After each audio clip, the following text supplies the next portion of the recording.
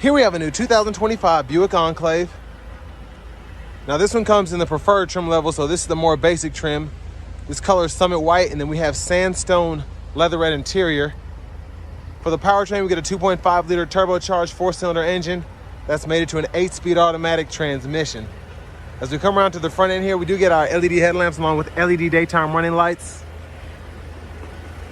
And I like, even on the preferred, how nice it looks. You don't really see a lot of black plastic or anything. It's just gloss black with the chrome, and it just looks fantastic.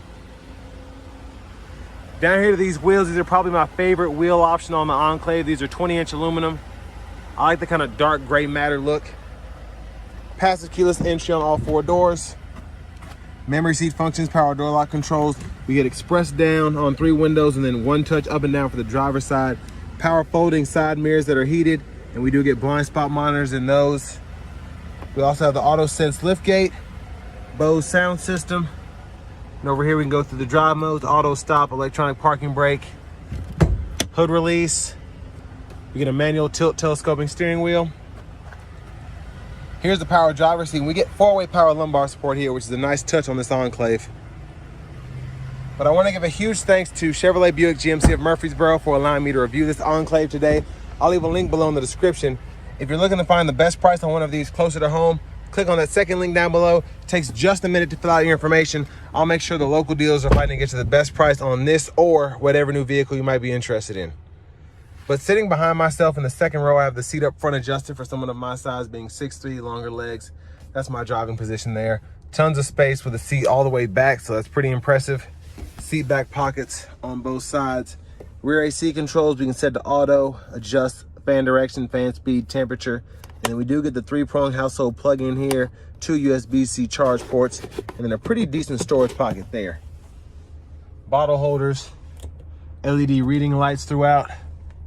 And then to the third row there, bottle holder, and then we have the USB-C ports on either side as well. And then all of the vents are actually in the roof line, which I really like. But let's make our way towards the back. If you need your child locks, lock, unlock there. Fuel filler, this will take regular just fine. And then to the back end, we also have the full LED tail lamps. Like the light bar. Trailer hitch integrated there. And then we have the exhaust system. And again, the auto sense tailgate, when you walk up to it with the key fob, it'll just kind of open up by itself. And there is the space behind the third row. Pretty good storage in here, like the new Traverse. We can fold the seats, power in the third row, and then we can release in the second row. You can see the top tethers on the back of the seats there, and then the controls to actually tumble those forward from the third row.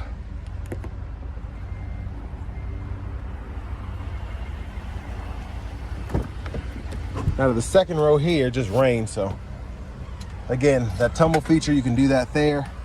And then you can fold the seat flat by holding there, and pretty easy to just lock it back into place when you're done.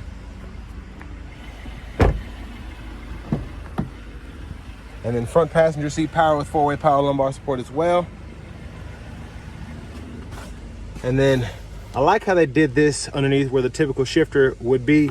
Put in a storage area there with a 12-volt glove compartment there, owner's manuals.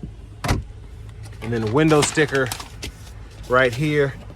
You all can pause anywhere you need to if you want to take a closer look at what's included on this one. But for $48,135, not a bad price at all in my opinion, especially with this power package. Very nice touch there, getting the memory seats, the home remote, and then the heads-up display. We'll put this back where it goes, the glove compartment. But love the trim as well. Even though it's not wood grain or anything, the colors really look nice. As we come back around to the front end, just a quick look in the engine bay. It's mostly covered up there, but that 2.5 liter turbo 4.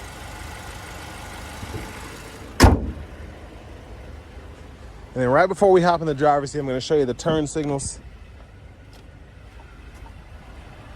So you can see them in the mirror there. And then in that little thin light bar where the daytime running lights are. Let's go ahead and hop in the driver's seat now. So leather wrap steering wheel here. Love the new Buick logo. Looks really nice on this wheel. There's the horn. Now over to the radio, we get the Google Assistant system. So with that, you get your AM, FM, XM, Bluetooth, and then you get CarPlay and Android Auto still in the Buick, I believe.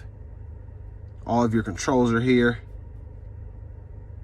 Now with your lights, those are in the screen now, so that's how you can get to those, or there's a shortcut down here below the screen at all time. You can always just turn that on or off there, and then you also have the lane keeping system, so you can turn that on or off as well. But Google Maps are in the Google Assistant system. You also have the access to Google News, podcasts, and then your vehicle settings, you get buckle to drive, rear seat reminder, teen driver. And then your vehicle status menu here, you can see tire pressure monitors, brake pad life, or you can go into the actual animation here and check everything. Dual zone automatic climate control, so you can adjust that here, then adjust the temperature here. That's for the rear, and here's the front. And then you get your 3-stage heated seat controls, which are also in the actual screen.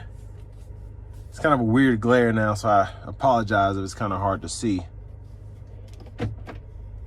Backup cameras there, guidelines follow you as you turn the steering wheel.